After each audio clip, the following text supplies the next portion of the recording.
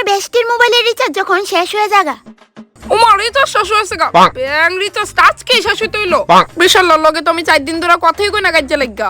At least হেতে রিচার্জটা করানোর পরে কাজে লাগা বয়ে থাকতাম।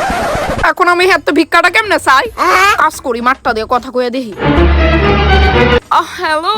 ও তুমি এটা আবার কার নাম্বার? আর 4 দিন পরে মনে পড়লো যে এটা মার নাম্বার বেবি। অ্যাকচুয়ালি কি তো হইছে জানো নি? 4 দিন আগে তোমার লগে ঝগড়া লাগছিলাম না, ওই দিনে আমার মোবাইলের রিচার্জ শেষ হয়ে গেছে গা। এলিগা আমি তোমার লগে আর কন্টাক্টই করতে পারছি না। আর মার মোবাইলটাও 4 দিন ধরে ফ্রি পাইছি না।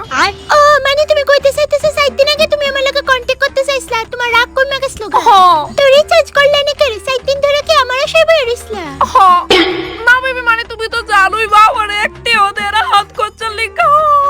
আরে জান কাইন্দো না। আচ্ছা শোনো না, রাইখা দে, মা আবার আয়া পড়বো আমার ফোনটা নিতে। আচ্ছা জান শোনো, আমি রিচার্জ করতেছি তোমার ফোনে।